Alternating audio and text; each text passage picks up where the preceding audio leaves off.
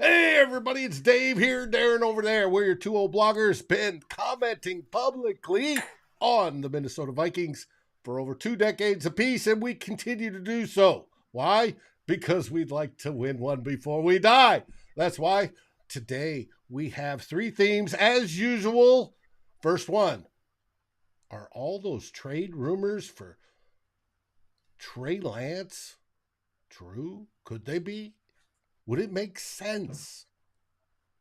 We'll get into that. It might not. Who knows? Secondly, we're going to get into, Darren wanted to touch on the one cornerback we did sign to make 6 in the room, and that is Mr. Williams from the New England Patriots. We will see how Joejuan will fare when he works under new defensive coordinator Brian Flores. And thirdly, because we're going to do all 3 themes today, we're going to do the final volley, the final set of targets to annihilate before we get into the draft, which starts Thursday night for your Minnesota Vikings before they trade out of round 1. We will see who are those targets that they can actually take, not only in round 1, but in further rounds. Next on Two Old Bloggers.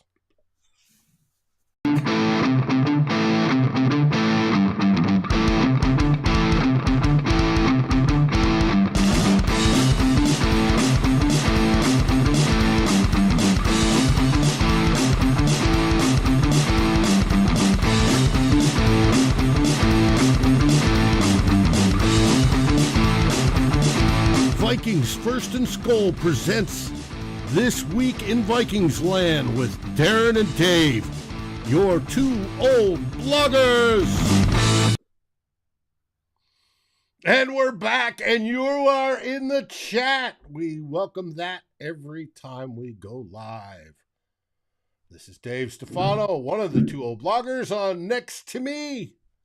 And way up north is Darren Campbell, the man of renown, owner of Grant's Tomb, the one and only, and also, I'll try to remember the other one off the top of my head. What is it, Darren? It was Kick-Ass Blog. Kick-Ass Once Blog. Upon a Time. Once upon a time. Me and Joe Fisher, a.k.a. Yes. Pacifist Viking. Oh, and that was fantastic. Absolutely love it. If you want to go back in the Wayback Machine and check out those blogs, they are outstanding. What happened to Pacifist Viking? I don't think he's written anymore, Dave. He was getting very heavy into fantasy football. That was his big thing. So I think he was trying to dominate on fantasy football, and also he's a professor at, I think, Wisconsin La Crosse University, which just over the border from Minnesota, even though he lived in St. Paul. Anyway, I think he's still professoring. We need to get him on the show. Yeah, that'd be interesting. Contact him and say, hey, we want to have you guest this, upcoming weekend, and let's talk about the Vikings. I want to thank everybody that's joined us. We have Yogi. There's a good day for a picnic. MWO, Justin, cracking open a couple of cold ones. Good for you. One of my favorite country songs talks about a pair and a guy who had a great beer marketing campaign. I'll let you fill that in because we can't say it on air, but it's a wonderful idea. Davey Chains, good to see you here. And I'm missing your video. I've got to see that later. What we're talking about is One Bar Lupkus are asking for fan videos on what we're going to do in the first round. I owe them one myself. Bob Swede, welcome to the show, my friend. The show that never ends. The Minnesota Vikings, the team that makes me drink. That's the one. We're going to talk about it next. We flip over here till we get to our main part of the show, where we talk about the Vikings. As usual, 3 themes. We titled this one, Could Trey Lance to the Minnesota Vikings rumor be true? It's an interesting thing to think about. That keeps popping up. And it keeps popping up. It's the rumor that never goes away. And I guess there's, what was it? My old boy Diggsy here used to say, there's truth to all rumors. Mm-hmm. Let's go with theme 1.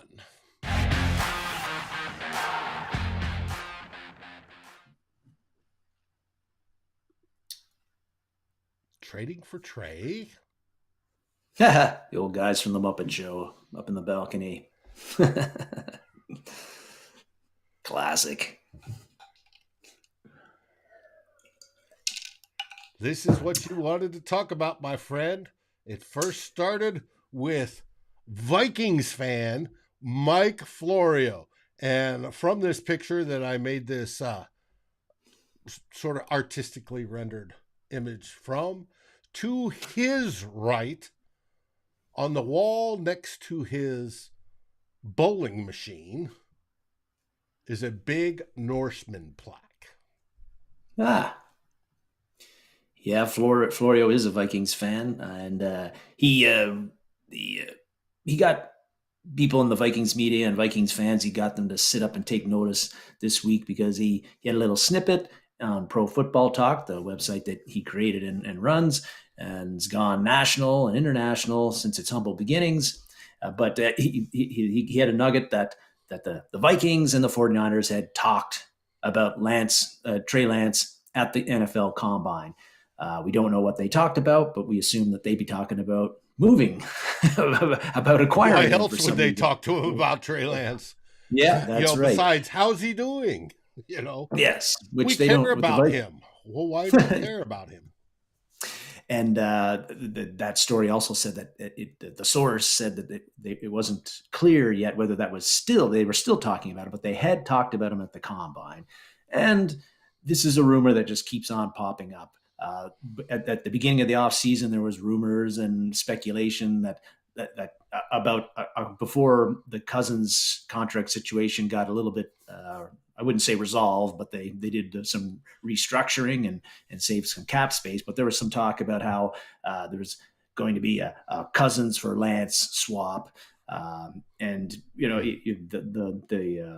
all the elements were there. The Vikings need a succession plan from Kirk Cousins, who turns 35 in August, and he's no spring chicken. And the other thing is that Kyle Shanahan has always loved Kirk Cousins, and with Brock Purdy, a special kind of man love, yes. Yes, and with Brock Purdy getting injured, potentially getting having to get Tommy John surgery that didn't end up happening. There was questions about whether Purdy would be available.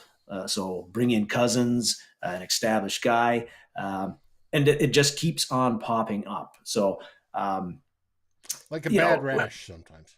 Yeah, a bad rash. So there's some dots you can connect there, and people continue to connect them. Who knows how real that is or not, but like Diggsy said, there's truth to all rumors, and when there's smoke, there's fire, that sort of thing. So this is something, I guess, to monitor. But Florio's article kind of made it pop up a bit more. What was also, when you get national press, it does. It tends to do that. But he's not the only one, and we'll get into that. No, that's right. What was interesting is that Bill Barnwell from ESPN, he wrote an article where he did, it's kind of a pure fantasy thing, but he had wrote an article where he makes a trade for every team in the first round. So every first round pick is based on a trade. And he came up with a trade that the Vikings do with the 49ers that actually, it makes sense. The thing that was always bothered me about the Cousins for trading Cousins for Lance was that if the Vikings traded Cousins, they were going to eat a ton of dead cap there, like it was $38 million or something crazy like that. I don't think the Wolves would go for that sort of a deal, even as deep pockets as they have. No, they don't. But the Barnwell's deal, again, probably has no basis in reality at all, but he came up with a deal that actually makes sense. In his article, what he had was that the Vikings would trade with the 49ers. The Vikings would trade the number 23 overall pick and backup quarterback Nick Mullins, and they would get Trey Lance, as well as picks. The 49ers picked 99, 101, and 102. So the Vikings would, with that trade, would be out of the first round. They wouldn't have a second round pick, but they have a bunch of third round picks, and they get Trey Lance. And the other side of the trade was that then the Vikings trade with the Eagles. They trade their 99th pick and their 101st to the Eagles, and they get the Eagles' 63rd overall pick, which is in the second round. So that deal, they get Lance. They at least get one pick in the first two rounds instead of being shut out until the third round completely. And they'd still, with all those trades, would still have the same amount of picks, 5, that they currently have. So it kind of makes sense because, again, you need a succession plan for Kirk Cousins. You get Trey Lance, a kid who's only going to be 23, later this spring. He's also from Minnesota, which everybody knows, so he gets to come back home. And you get to keep Kirk Cousins for that year, so Lance doesn't have to come in and start right away. And you got Cousins, a guy that can what he is. He can come in and run your offense in 2023. He can run it well, and he'll keep you competitive for a playoff spot, which with Lance and his inexperience, that is not as certain. So again, who knows what the basis of this is one of Barnwell cooking up a trade scenario, but it made sense. But it's not happening. He's an NFL.com insider. He may hear things. Who knows? It's an interesting proposition. Now, how do you think Kirk Cousins and moreover Kevin O'Connell would deal with Trey Lance on the team? Well, Kirk Cousins is a pro. He's going to work hard. He's going to be respectful of Trey Lance. He's going to try to help him all that he can, because that's been the guy that Kirk Cousins has been since he's been with Minnesota. Nobody's complained about him being an idiot and being a guy who withholds his favors when it comes to helping out players. He's a team guy. He does what, he toes the line. He does what he's told. So I don't think that he'd give Trey Lance the cold shoulder. I think he'd be as helpful as he possibly could. He could also, partly because he knows if he were to miss a game or two, he wants Lance to be as prepared as possible if he has to play in those games and help the Vikings win. So that's what I think Cousins would do. And for O'Connell he'd manage it, right? But he'd be able to work us, make it clear what's expected of Cousins and what's expected of Lance. It would be a very tricky thing, because by bringing in Lance, you're basically telling Cousins, Kirk, it's been great these past 2 years, but in 2024, play for your next contract. Yeah. And Cousins is going to do that. He's going to get his money. And basically, they've already told them, play for your next contract. Yeah. I think it would be a bit of a difficult thing for O'Connell, Lance, and Cousins to deal with during the season, because every time they have media availability, or lots of times, this is going to get brought up. How are you doing with each other? What's the plan going forward? Kirk, do you want to stay in Minnesota in 2024? Trey, do you feel you're ready? Kevin O'Connell, we get asked all kinds of questions about how the two are coexisting, what his plan is in 2024. And I think that's one of the reasons why this trade is not going to happen. But the thing that bugs me, I guess, and worries me the most about the whole Lance coming to Minnesota thing is do we really know how good Trey Lance is? Is he really the franchise guy, or even just a solid NFL quarterback that you can win with and keep you competitive? I think that's a huge question mark. Lance has barely played since 2019. He had one college game in 2020. Then he went into the draft. He played 2 games, or he started 2 games in 2021 as a rookie for the 49ers. Last year, he was the starter and started 2 games. And then he got injured with the leg knee thing, and he was out for the rest of the year. As a pro career, he's appeared in 8 games. He's had 4 starts. He's got a 54.9% completion percentage in 102 attempts. Yeah, but you got to remember, touchdowns. one of those was in a monsoon in Chicago. True. But even in his, and it's tough because in his rookie year, he's a rookie. He had sporadic play. He was in a little bit, not very much, had a couple of starts, but and coming out of college, it was acknowledged that he was a bit raw. He needed some development time. He was best suited to sit behind an established starter for a year or maybe two and learn the game because he had so few, even very few college snaps. But I think this is all a bit of an issue. A small sample size, like I said, but that poor completion percentage is a bit of a worry. 5 touchdowns, 3 interceptions thrown. We know he's big. We know he's fast. We know he's got a very good arm. But but that's not all, as you, Dave, you know, and as everybody who watches the show knows, that's not all. You need more than that to be a great franchise quarterback. You got to be able to. Who was the quarterback we brought in and played against the Giants and launched balls into the stands? Josh Freeman. Yes, Josh Freeman fell under the category. He's big. He's got a great arm. And he absolutely launched balls into the stands all that one game, and it was a mistake. Yes. Now, whether Trey Lance is or not, I don't know. We all were high on him coming out of North Dakota State. There's tons of potential, and we all know what happens to potential. It becomes impotent, or it can be. It's an interesting thought exercise. What would the Vikings be like, and could they develop him? Now, the one thing you haven't mentioned, he's got 2 years under his contract already. Yes. You'd get 2 more years under that rookie contract and then the 5th-year option if you wanted to go for it.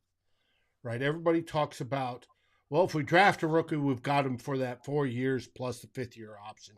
You have that time to build up the rest of the team. That's the whole idea. If you find that one rookie quarterback that can take you all the way, that special guy, that Pat Mahomes, right? If you can find that guy that builds up your team and keeps you in a strong position to compete for multiple years, because you could, with the buildup of the team, you've got them under contract for years. It just doesn't go on beyond what, when the quarterback hits his 6th year and you've got to pay him. It is interesting that, to me, that you could take him and you've got, like I said, the 2 years left on his rookie contract, 3rd-year rookie option as an evaluation period. If it didn't work out, you could chunk him after that, right? If he never does develop into what was promised or what is seen as his potential, if he's impotent and doesn't never reach that, and we can start all over again, right? Compare that to a rookie, one of the high-end rookies in this year's draft. Whether you take Stroud or Will Levis or Anthony Richardson. Even Will Levis. Will those guys get you as much? They all have potential, but what is their potential limit? Anderson obviously has a huge, AR-15 has a huge potential limit, but his base is way down here.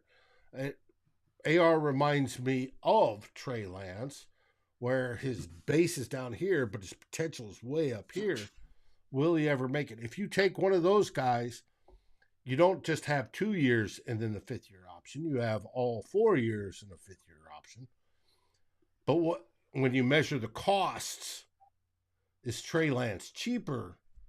A better bet because it is cheaper. You lose less over the long run.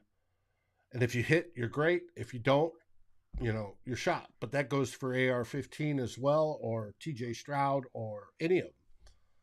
Any of them, yep. The other thing that gives me pause with Lance, Dave, is just that his the amount he's played in 2 seasons has been pretty minimal, like 4 starts. And one of those starts, like you said, was in the monsoon at Soldier Field, and no quarterback could look good in those conditions. No. But even when he has been in, when Brock Purdy came in, a different part of the season and perhaps a little bit different 49ers team, they were maybe a little bit healthier than they were at the start of the year, but he looked like a far superior quarterback, more of a pro quarterback than Lance has in the time that he's played. And he's a 7th-round pick. So if Lance can't outperform Brock Purdy, and maybe Brock Purdy was drafted way lower than he should have been, it's looking that way, but that gives me pause. And the Vikings, again, they need a succession plan at quarterback for Cousins. They need to come up with that plan and start making that plan this year, maybe, or at least next year. The options aren't all that great. So they've got to do something. Maybe this is going to be the something, but with the way Lance has played and when he's played, his inexperience, even with his tools, I'd be pretty reluctant to take a gamble and give up a lot to get him, like what the Vikings likely would have to do in this case. If the cost was minimal or reasonable, it's something I might be willing to take a swing at. But the 49, yeah, but the 49ers, they gave up lots to get Lance, and they're going to want to get something back for him. Well, that's why I brought up this image. And Justin also brought it up. He doesn't think Lance comes without Cousins going. The theory is the 49ers have a Super Bowl ready built team right now, minus the quarterback. They're hoping Purdy will be the guy, but Purdy's coming off of, like we said, Tommy John surgery. He didn't actually have Tommy John surgery. He did have surgery, but it wasn't Tommy John surgery. Well, that's a shame, because Tommy John surgery was what got Elway over the hump to the Super Bowl. But overcoming surgery, they're hoping he will be the guy. Well, until he's ready to play, and there's still questions on whether he'll be ready to play at the beginning of the season, they need somebody. And of course, that man over there, Mr. Kirk Cousins, would be the perfect person for that if they do a swap. Now, I don't suspect that they're going to do a swap. That's just some of the speculation that's out there. I see a lot of better Yogi talking about Matt Corral being a better choice. I don't see him doing the swap, but at least if they did this trade, I think the process, if you're grading the process, the whole idea of going for a younger, better quarterback in the long run that could take us is the right thing to do. I would applaud that. Whether he works out or not, I'm for the trade. I'm also, if Matt Corral, Yogi's talking about Matt Corral. Yes, they have Sam Darnold, but Sam Darnold's not going to take him. He's not the guy that you can trust or that's going to be trusted to run the offense the way they want it. Kirk Cousins would be.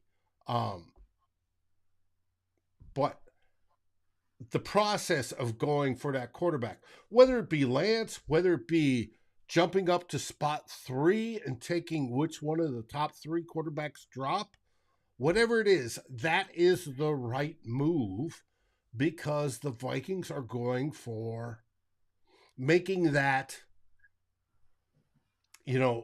taking that effort to going for that next piece that wins, right? That one piece that puts you above that, quote, franchise quarterback. And Kirk, technically is a franchise quarterback, but does he make us win? Yeah, he gets us to the playoffs, and then, on average, we're one and done. Yeah, he won one game against New Orleans, and that was wonderful because we all love beating New Orleans. But you need that next guy. You need that next franchise quarterback. You need that next Fran Tarkington. And it's been that long since we've had one that can take us all the way up there. We wanted, of course, Dante Culpepper to do such, and then he blew out his knee, and that was a wonderful thing. not blowing out his knee, but that he was there and how good the team got. But we've wanted that. Even with Brett Favre in 2009, the magical season, that was wonderful. We should have been in the Super Bowl, without a doubt, if Chile hadn't done some stupid things and Brett Favre hadn't thrown against us across the field. Well, yeah, drag it up again, Dave. And Adrian Peterson had fumbled. All those things, yes. But we need to go for that guy. The right answer is always go for that guy that gives you the chance to do that. And right now, I don't think Kirk Cousins is that guy that can do that. I think at his age, he's going to be falling off the cliff shortly. I think we saw signs of that downhill slide. And trust me, I'm almost 60. I'm starting to see that downhill slide. I know what it feels like. It's coming, and we need to go for that. So, Joseph says, stop expecting the Vikings trip. Joseph, I don't expect them to trade up. If anything, I expect them to trade out of round one. That's we'll get into the draft more, especially in theme 3. If any predictions come, my prediction is they trade out of draft 1 entirely, and we'll all be just doing nothing but getting drunk on Thursday night. So, that's going to help them. Also Friday and Saturday. True me. Davey says Culpepper beat the Packers in the playoffs. Hey, that's a great thing. Ponder, if you remember Ponder got us to the playoffs, and Adrian Peterson beat the Pack too. But it's not the same. So is Trey Lance the guy? Is he worth it? It's a roll of the dice, and it's one that has, if you look at the prospectus, like if you're investing in stocks. Speaking of investing in stocks, didn't a certain GM we have do that? The upside is big, but also so is the downside. So, do you think it happens, Darren? I don't. Give me your percent chance. I think it's 0% that they're going to trade for him. If I don't think it's going to happen, then I got to say 0%. Like, if I thought it was going to happen, I'd say 100%. Yeah, I give it in the low, maybe 15% ish, maybe. But I know where you're coming from, and I think that, like you said, like of all the moves and all the positions you gotta want. If you nail a quarterback position, that gives you a huge leg up on getting to the Super Bowl, on winning the Super Bowl, and we don't quite have that as good as Kirk Cousins has played, in the past couple of seasons, and he hasn't had the best team behind him. But yeah. And yeah, if you feel like Trey Lance could be the guy and you're confident you can develop him, then maybe you do make that deal that Bill Barnwell was talking about, or even maybe give up a little bit more because of how important it is to get, a franchise quarterback, which, as you said, we haven't had in a long, long time. And it's been a long, long time since the Vikings even got to the Super Bowl. So maybe the two are related a little. A little bit. On to theme 2. Now we're going to a little bit of draft talk when it comes to trading and stuff like that, and how could it affect the draft. And we're going to have draft talk in theme 3 with our final targets before we go into the draft on Thursday. But first, we want to cover, is he any good? Mr. Williams, who we signed right before last week's show. We brought it up that we signed him, but we didn't go into it. So let's see if he is any good. Corners are taking over for Irv Smith Jr. is my favorite topic on this show, Dave. Well, it's a needed one. We have 6. I've emphasized we need at least 10 in the room. And of the 6, how many sure starters do we have? 1. Yeah. And it's not that he's great. He's good, but not that he's great. We have 1. because Evans and Booth are still relatively question marks. Yes, they are. And we talked about it last week, or I talked about it last week, and I've had about my concerns about the cornerback unit. Like I said, we had five going. When we went on the show last week, you need at least 10 to get you through training camp and off season before you start cutting down to the final 53. So we before, as of last week, Kwesi Adofo-Mensah had a lot of work to do. He had to bring in 5 more corners to get that room where you need it to be numbers-wise for the offseason and training camp. And then he did something about it by trading for Joejuan Williams, ex-New England Patriot, and a guy. And so we brought him in, signed him to a 1-year deal. It's just a shade over $1 million a year, and only 25,000 guaranteed. And the question is, who is Joejuan Williams, for one thing? Could he be any good? Is he any good? That was the questions that were around, because he was not a household name, I don't think, unless you're a huge football fan and watch all the teams and their rosters closely.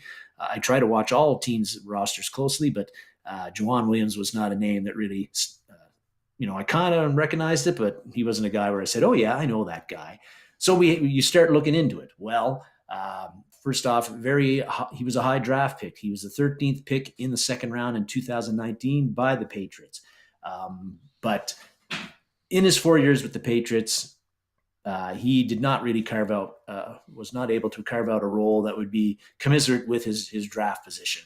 Played 38 of a possible 68 regular season and playoff games.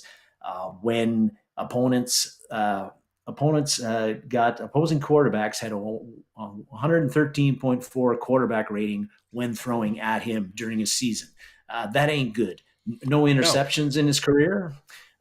But hey, he's 6'3", 212 pounds. He's a big guy. He's got size. He did have potential because the Patriots and Bill Belichick, who's no dummy, picked him in the second round. So they thought that he had some potential there. And he plays, he's a press corner. He's a man-to-man guy. That was what he did well, which is something that the Vikings currently under Brian Flores covet, I think. So there is promise there. There is upside there, but he just hasn't been able to get it together. Hasn't been able to put it together yet. And really in his 4 years with the Patriots and last year, he was playing so poorly that there was a pretty good chance he was going to get cut when the Patriots picked their final 53. In his final preseason game against the New York Giants, he played most of the game and he gave up 3 touchdowns on 4 targets. So he really struggled. But in that game, he hurt his shoulder and he got put on IR, and he didn't play at all last season. When I'm looking at when I was looking at some of the Patriots fan sites after Williams got signed by the Vikings, there was nobody on there who was sorry to see Joejuan Williams go, which is always an indication of the kind of player that you are getting. That's why I have Darren as my partner. He's the smart one.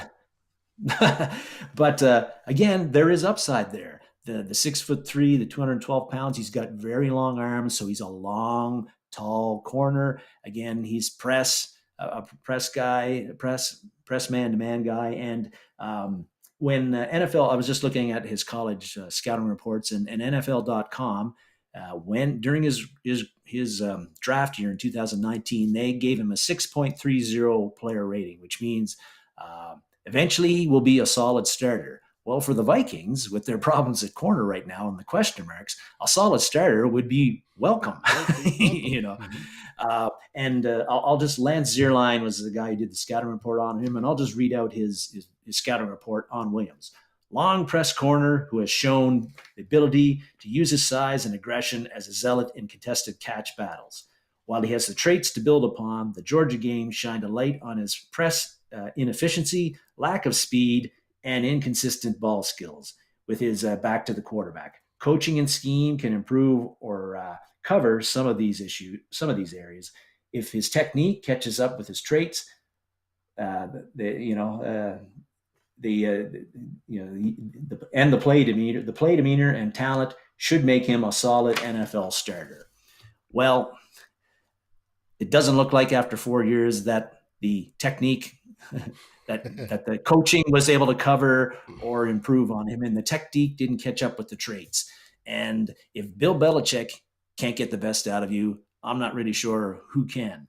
But again, the upside. The other thing that's I should mention is that's not in what is Williams' favor is that he ran a 4.64 40 at the NFL Combine, which, Dave, if you and I did that in a 40, we'd be thrilled. But for an NFL corner, that is really, really slow. And I don't know if you're running at that speed, whether you can keep up with just about any wide receiver in the NFL. So that's an issue, but he was able to cover up for it at Vanderbilt.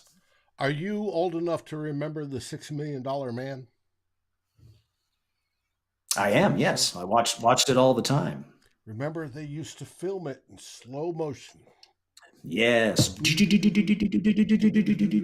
Yeah. Right?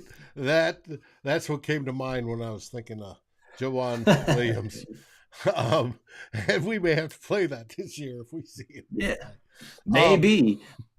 But he's a guy that the size. We talked last week about how Kwesi Adofo-Mensah and the teams that he's been on, the majority of the corners that they have drafted have been 6 feet or taller. Well, Joejuan Williams is 6'3". He meets that bar.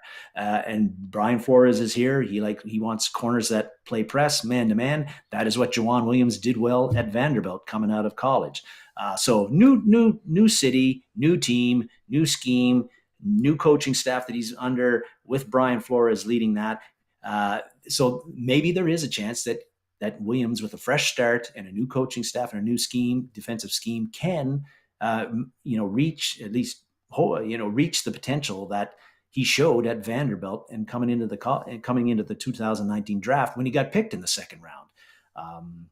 And I was listening to a podcast this weekend who had an ex-Patriot player on it, who became an Army Ranger, just beside the deal. And he won a Super Bowl with the Patriots, and he said not all players got along or got melded with the Patriot way, as they called it, but Bill Belichick's deal of the hard work and all the other stuff. This may be the right thing for Joejuan Williams to come and get a fresh new start. Now, he's getting it from a Patriots disciple. Yes. Right? And Brian Flores. But it may just be that the whole attitude change and the kumbaya that goes on with our present team and present regime may be just what he needs. So we don't know. Niner Sickness, welcome to the podcast you missed, theme 1, where we talked about your boy, Trey Lance. Mary, great to see you. I hope you are feeling better. The thing about Williams is that with all they getting back to him, and yes, nice to see Mary back after a little bit of a hiatus, but Williams has got the traits that the Vikings are looking for, I think, in their corners, except he hasn't played very well. But with all the question marks that I have at the Viking cornerback unit, other than Byron Murphy, and even he's kind of a little bit of a question mark to me. Williams is a guy that I'm going to be interested in seeing how he fares in the offseason, in training camp, and preseason. He's a guy who I don't think is even guaranteed a roster spot, particularly with the guaranteed money which is basically nothing, $25,000. But we've got so many question marks at the cornerback position. If I'm going to be monitoring this guy because of the 6'3", the long arms, and his ability to play press and man-to-man. And maybe he can be one of those surprise guys that his potential gets unlocked in Minnesota and he becomes a real asset and an unexpected asset for the Vikings at the cornerback unit. And looking at the cornerback room right now, we need some guys like Williams to outperform what they've already done previously in their NFL careers. Now, does Williams remind you of Cam Dantzler? He's bigger than Cam. He is bigger weight wise and about an inch taller, but 6'3" and 212 is you see the pictures of Williams. He's he looks almost kind of thin too, right? Like not a bulked up guy, but he does kind of remind me of him, at least physically. But this whole thing though with getting Williams, I guess, is that makes to me that Dave, I don't know about you, but that almost makes the release of Dantzler seem a little bit odd. Because Dantzler is the same age. He's shown so far in his career that he's a better player than Williams. And if he wouldn't have been getting paid much more than this year if he was still on the Vikings than what Williams is getting right now. But then you release Dantzler and you bring in a guy who's a lesser player. I don't know, maybe if you kept Dantzler, you wouldn't have to try to, make a gamble on a guy like Williams. And which begs questions of why they released Dantzler, wondering if there's a backstory there we don't know about. That's right. Yeah. But I found it interesting when I saw you put that in the notes. Kwesi's got a thing to do. He obviously approved this. He went for it. He's the final say, no matter what, whoever drives this sort of thing. And you got to think that Flores, maybe he didn't think much of Dantzler either. Mm-hmm. MWO, thanks for that. Help us with our beer money. Actually, that is to subscribe to our podcast. We got our first paychecks this last week. We got earned a little over $1. So we didn't even pay for that first beer. We've got to get those numbers up on the podcast side. So whatever you do, make sure, even if you watch us on YouTube, please like, subscribe, ring the bell. That helps the YouTube algorithm get us out to all of Vikings land. Like we say, we comment on them every week. But also, if you can't watch us live on YouTube, also download the podcast. You can re-listen on during the week as you're going to work, during a lunch break when your boss is going, wah, wah, wah, wah, wah. You've got it in your headset and you're just, hey, Dave had a good point there. Or Darren had an even better one, right? That's where we want our beer buddy. But yes, we appreciate it, MWO. Hit that like, subscribe, ring the bell so you're notified and you don't miss us, because we're bouncing around between Saturdays and Sundays. We want to go back to Saturdays as our normal time. However, next week we will be on Sunday to wrap everything up. Why? Because the draft runs Thursday, Friday, Saturday. We'll be here Sunday to do the big wrap up. But because we're a part of Vikings First and SKOL with Tyler Fornes, we're going to do wrap up shows every night. But the daily what happened during the day. But the big wrap up show will come on Sunday with us, your two old bloggers, pontificating on how well or how badly the Vikings did in this year's draft. With that brings us from Joejuan Williams to theme 3.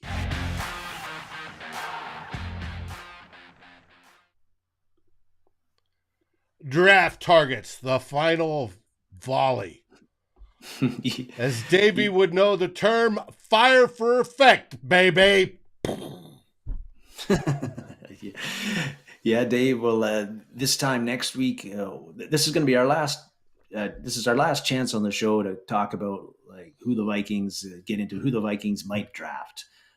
By this time next week, when we get on the show, we'll be talking about who the Vikings did draft, and we're only 5 days away from the NFL draft. So I hope everybody's really excited. I am. I know you are. And you said there, and First and SKOL is going to be on it the whole 3-4 days. So tune in if you can. But with that, I just wanted Even to if you can't. Yeah, I've talked a lot, particularly in the past few weeks. Last week, we talked about the cornerback position and draft targets there, particularly on the second and third days of the draft. Mm-hmm. I've talked a bit about that. We've gotten into in our positional analysis. We also talked about potential draft targets for all of those positions. But I wanted to go over, I guess, some intriguing draft eligible players that the Vikings have shown an interest in during the draft process. Some of these guys are playing at position. They play at positions that might not be like look like a huge need for the Vikings. But if you look at the Vikings roster overall, and we've talked about this before, Dave, is that there's a lack of depth and young, upcoming, promising, and cheap talent at just about every positional unit. And I think that's something that they've got to get better at. They've got to address, and the draft is one way to do that. I wanted to talk about a few players that just to keep an eye on over the next few days and when the draft hits. The first one I get at is offensive line. Now, that's actually a position that I think the Vikings depth-wise, compared to other positions, they're actually they're not in bad shape. No, they're decent, and they've got a full room already. So they do. You got Oli Udo. Besides the 5 starters that we have, you got backing up those 5 starters. You got Oli Udo and Blake Brandel are your pictured there. They're your 2 backup tackles. Both of them have starter experience, and in Oli Udo's case, he's got considerable starting experience. At right tackle and Brandel left tackle, and it's a good thing. Yes. So you've got that. You've on the interior, you've got Chris Reed and Austin Slotman there as well. It can play center guard for you. We've got Vidarian Lowe, who's he was a rookie last year, but has promising late round pick, someone who can play tackle. And there's been some thoughts that you could stick him in at guard as well. Swing in. But I still think that the Vikings could use, like I said, a young guy to develop with promising traits. And one guy who they have brought in that kind of was noticeable to me was Anthony Bradford from LSU. He is one of the college players that the Vikings have had a top 30 visit with. So they brought him to Egan for a day. And the thing that sticks out with Bradford is he's a massive human being, 6'5". As evident by the picture there, the modified picture there. Look at that lower portion of his body. He is a big man. He has power. And when it comes to linemen, you don't want skinny hips and thin legs, right? It's not like a wide receiver that's built for speed and distance, or even a cornerback, right? That plays off a wide receiver. No, you want somebody that can set an anchor, that has, as Tyler would put, sand in his pants. And as you can see there from this, you can imagine he has a lot of sand in his pants. This is a large human being. He weighed 335 at the NFL Combine, but there's been times in his career where he was listed at 365. Like 365 is 335 is humongous. 365 is beyond humongous. Maybe a little bit too much weight on that case, so Bradford got down. But like you said, massive guy. He's known as a mauler. He's a guy who can really put, he'll demolish guys and particularly on run plays. So a physical guy, also has a mean, nasty disposition on the field. He's not a guy that is fun to play against. His weaknesses are that, as you could kind of guess, being so large like he is, moving laterally, he's poor from what I've read, and that allows him to sometimes get exposed by quick interior pass rushers. He's played at left tackle at LSU. He's played mostly at right guard in the 2 seasons that he played, and he's also considered to be a left guard potential as well. He's probably going to go inside at the pro level. He's not going to play at tackle, but the Vikings, again, they're at left guard right now. You've got at left guard right now. You got Ezra Cleveland, and he's a good player, but he's up for an extension. The Vikings have already invested a lot of high draft picks and in some cases a lot of cash in the offensive line. Are they going to be able to retain and pay Ezra what he wants to be paid next offseason? I think that's a question. So a guy like Bradford could be your backup plan there. And last year, Kwesi Adofo-Mensah, he picked Ed Ingram, Bradford's teammate, and stuck him in and brought him in, and he became our starting right guard. Teams sometimes like to double up and bring draftees who have from the same former schools. From the same school who were former teammates, even to ease that transition of that rookie into a new place, a new team, and a new team environment. So Bradford is a guy to maybe look at. He's projected to get drafted, I think, in the 4th round, thereabouts. And so somebody, I wouldn't say with the Vikings, particularly with the amount of draft picks they have right now, and offensive line not being a huge need at this point, you wouldn't think that they'd be targeting offensive line, but generally almost all teams pick offensive line, at least one offensive lineman in the draft.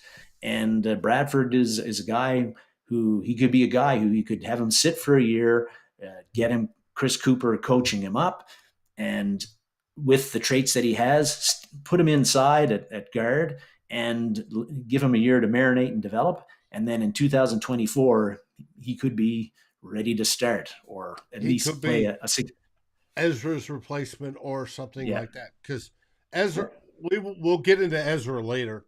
Ezra very well playing on his last contract. Whether they give him an extension or not, it's a good question. We don't know. We'll find out probably after the season. I doubt they do an extension beforehand, but they might. With Ezra, if he does play for, this is being his contract year, plays extremely well. Whether they do that or they go cheaper, this might be that fill-in. Because we know Ezra was drafted as a tackle, wants to play tackle, could play tackle, and he may want to see higher money elsewhere. So this might be a good choice to fill in and start filling in that. We talked about it last week. We don't want to be where we have to draft for need all the time, right? Where we're having to fill holes because the roster is weak and we have no other choice. We want to be able to draft for, hey, a year from now, 2 years from now, 3 years from now, we're going to need somebody in this position. So let's bring in this dude that can be developed and be ready to take over when we get to that point. Bradford may be that guy. He might be that guy. Another guy I wanted to highlight, this is at the quarterback position. Now, we've heard the talk about how, will the Vikings trade up in the draft to get one of the top guys? Again, the succession plan for Kirk Cousins is needed. Nick Mullins is a solid backup, but he's considered a backup. He's not the succession plan for Kirk Cousins because I think you're most comfortable with Nick Mullins coming in for a game or 2 or 3 and keeping the ship afloat. Yeah, you don't want to be board holder. Mm-hmm. Yeah, you probably don't want him to be your number one guy. So you need to draft a quarterback to potentially that you can develop. Either maybe it's a top guy who can play right away, or somebody else. If the Vikings trade up, of course, it's going to cost a lot. A lot of draft capital might even cost you a player or two. I don't know if the Vikings are ready to do that, but the other way they can go, of course, is you draft one of the lesser tier, the guys below the top 3 on day 2 or day 3. One of the guys that they could be targeted could be Dorian Thompson-Robinson from UCLA. He had met with the Vikings. He had a formal interview with the Vikings at the NFL Combine. So they have invested some time in him personally. And he's a guy that, he's not huge. He's 6'2", about 200 pounds or so. So not a big quarterback like Josh Allen or even Trey Lance. But, he's not tiny. But he's extremely mobile. He's played. He's one of those modern day mobile quarterbacks who can make plays with his legs. Something that we don't have with Kirk Cousins. And he's played a lot of college football. He's a 5-year starter at UCLA. A great arm talent. He can make all the throws. The issues with him have been he's been inaccurate throughout his career, although he did have complete almost 70% of his passes this year at UCLA. Inaccurate, and his pocket presence has been poor. Accuracy and pocket presence, those are 2 things I think that are tough to fix.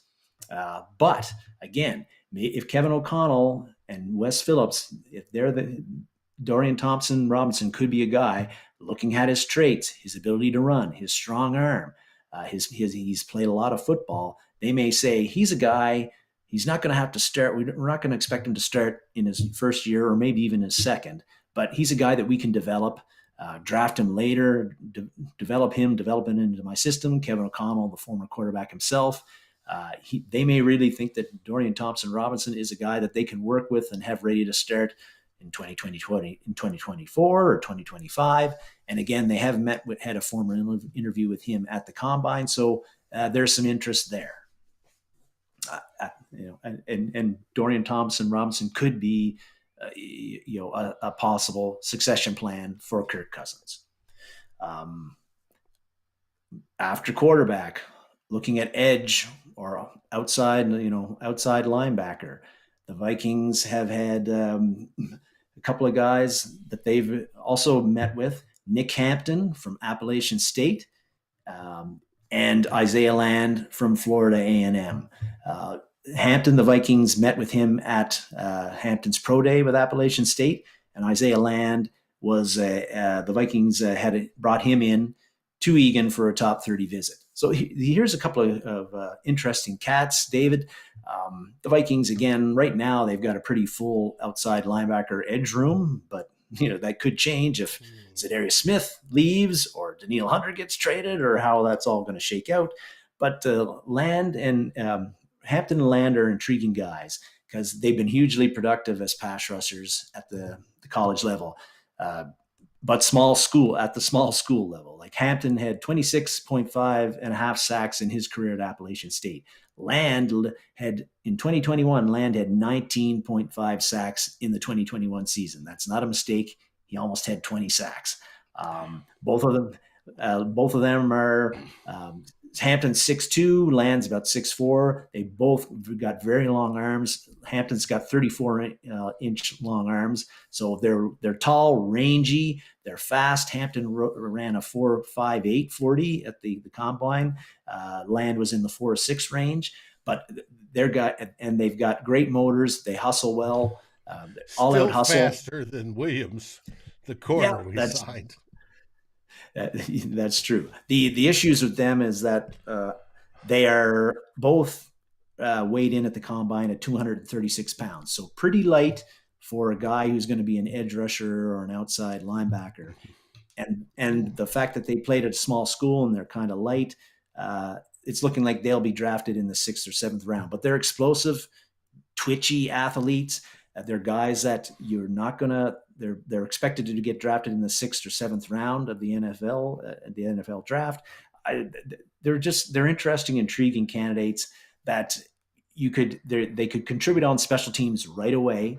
They're young, they won't cost much, and then you can work with, again, they take a year or two of seasoning, but they could again be guys that could play situational pass rushing roles maybe in 2024 or 2025 when you don't have Zadarius Smith or you don't have DJ Wanham isn't around. They sound very much like you put them in the DJ Wanham role where they come in on situational downs, pass rushing. They look like they're built for the traditional outside linebacker, not the edge rusher, not a traditional defensive end, 4-3 defensive end that's, 250 on up. But the lighter, faster guys, the sideline to sideline, I can do this. I can set the edge. On top of that, I've got enough pass rushing moves. I'm fast enough. I can get to the quarterback on occasion. This sounds to me like a good plan when you're getting into those later rounds and you're wanting to fill the room, right? And possibly work, like I said before, not only filling in holes for this year, you want to be in the spot where you're filling in holes for next year and the year after and the year after. That's where we want to be. These guys look great at it. Built, fast. I'm all for it. And both Hampton and Land and Dorian Thompson-Robinson, all three of those guys played at either the Senior Bowl or the East-West Shrine Bowl. And as we talked about last week, 8 of the 10 draft picks in last year's draft that Kwesi Dofa-Mensah made, 8 of those 10 players played at one of those games. So they seem to like guys that play. Kwesi Adofo-Mensah was looking for guys that played in those two senior games last year, and both again Hampton and Land and Dorian Thompson-Robinson at quarterback did that. So yeah, so intriguing guys, and like you said, later in the round, you're kind of throwing some darts, right? You're taking some chances. You're looking for maybe some unique players. And last year, Kwesi Adofo-Mensah showed a willingness to play for. When I'm thinking about Hampton and Land, and talking about how size might be an issue for them, they kind of have the builds that aren't the typical edge rusher builds. But Kwesi Adofo-Mensah took Brian Asamoah last year, who's got an atypical build for an inside linebacker. 6 foot. I think he weighs around 230 as well, right? So Asamoah is a unique, interesting athlete, football player. Land and Hampton are also. All three of those guys were super productive at the college level. Again, in the 6th or 7th round, sometimes you want to throw some darts at some intriguing guys who got high upside, and Hampton and Land could be two guys to keep an eye on in the 6th round, or if we acquire 7th round pick. The Vikings have invested time in these guys. They know that they can play special teams. They know that they need some work, but intriguing talents to look at. Yes, and consider. That brings us to the final selection. This guy is not going to be a day 2 or day 3 pick. Jaxon Smith-Njigba, but I brought him up just because this week we learned that Smith-Njigba had a top 30 visit with the Vikings. We've talked about in the past that the Vikings, the wide receiver position is, you got Justin Jefferson, and then we got KJ Osborne, but we don't really. Osborne's is right now our number 2 wide receiver, but is he really a number 2 wide receiver? Is that the best role for him with his talent? I'm not too sure about that. The Vikings, I think, need to add some wide receiver. Should at least be considering adding to the wide receiver room, because after KJ and Justin Jefferson, it's it's pretty iffy. Jalen Reagor, Jalen Naylor, I don't know. Those are some unknowns there. So Jaxon Smith-Njigba. The Vikings have also had a top 30 visit with Quentin Johnson from TCU, but Johnson's probably going to be picked before the Vikings are ready to draft at 23 if they stay there. Smith-Njigba, with the injury issues he had last year, he barely played, and the fact he's not considered like a real fast burner wide receiver, he actually is a guy who could be there at 23 for the Vikings. But he's been promoted as, or reported as by all the draft nicks, as the best route runner out of all the bunch. That he is very good at doing that. We know how important that is. So it's whether very he important. makes it to 23 or not is a different story. But I find it encouraging that the Vikings are looking at him in case he does. Yeah, and like you were alluding to it there, Dave, but there's some guys that just know how to get open. They're just masters of their craft. And Smith-Njigba seems to be that kind of guy. Yeah, he doesn't run a 4.2 or a 4.3, but he ain't slow. And the last time, he kind of reminds me a bit of Amon-Ra St. Brown from the Lions. St. Brown came in when he was drafted. The knock on him was that he ain't a burner. But all he's done, he's been just killing it in the NFL in his 2 seasons. So I think that Smith-Njigba could be highly, highly productive and effective at the NFL level, and I think he will be for whoever drafts him. And the last time I saw him play, Dave, he had 15 catches for 347 yards and 3 touchdowns in the Rose Bowl against Utah in 2021. So if you can put up that kind of production even at the college level, you must be pretty good. So if he is there at 23, with the way the Vikings wide receiver room is right now, he'd be tough, very, very tough to pass up, I think. Mm-hmm. It would make a good matchup with Justin Jefferson on the other side, without a doubt. And if he's there, it's going to be hard not to pull the trigger on that. It's going to be interesting. Hey, I want to thank everybody that's joined us today. We've got some great comments going, and folks that have studied the film and talked about it. Darren, Gordon, Colin, you brought in a couple of nice small school kids. Liked it.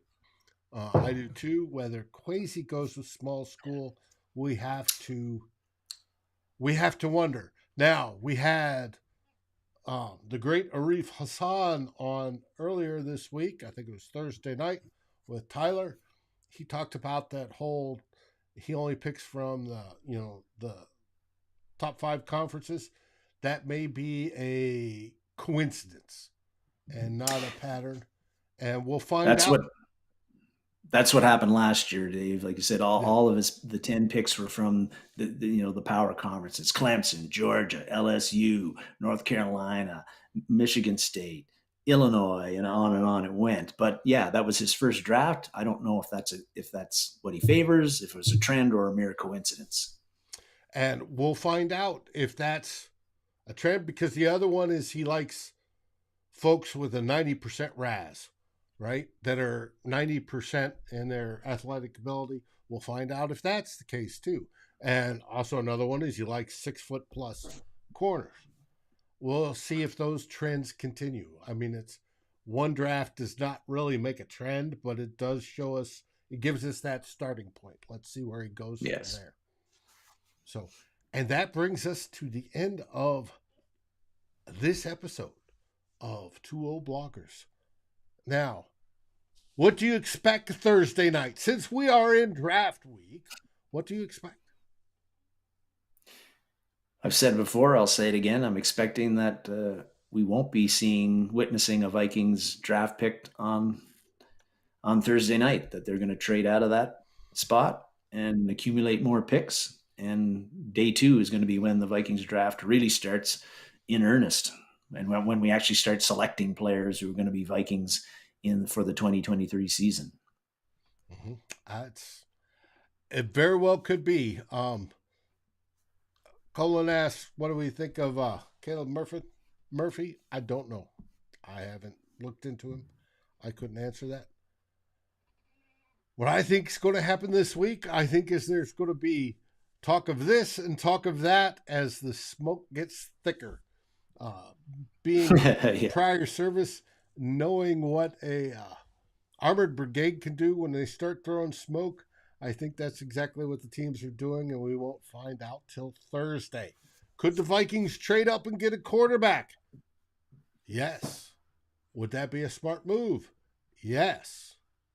Could they sit and wait to see how the draft board falls to them and then grab somebody like Njigba? Yes. Would that be smart? Yes. Would the top corner drafting, or one of the top corners drafting at 23 and scoop them up, say Banks? Yes. That would be smart. Would sitting there and dropping out of the first round or till late in the first round, accumulating more picks, be possible? Yes. Those answers are all yes. Now, Kwesi says he's going for impact players. We brought this up a show or two ago. He wants impact players, and he doesn't want to trade down and get 2 or 3 players that don't equal that one impact player.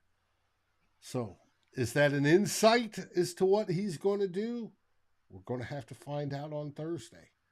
Now, being that it's draft week, I can tell you that Tyler Fornes and the Real Forner Show will go on as scheduled on Monday. We will probably record on Tuesday. We will have another live Tyler Forner Show on Wednesday. And then Thursday, during the draft, Tyler is obviously busy with Vikings Wire.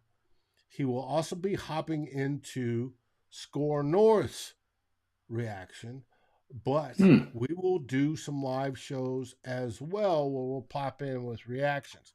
If not, at the end of each round, you'll get Tyler, the great Darren Campbell, and myself hopping in and commenting on the day's activities. And then next Sunday at 4 o'clock, the same time, you'll get Darren and I as we take our old multi-year wisdom and apply it to what Kwesi did over the draft. We'll see how it goes. Everybody's talking about trade up, trade down, smash that like button. We appreciate it all. Any last words there, Darren? Nope, Dave. Just waiting for Thursday to arrive. Mm-hmm. Waiting for Thursday, and Vikings First and SKOL will be covering it. We hope you all have a great week. And what do we say? SKOL Vikings, baby. SKOL Vikings.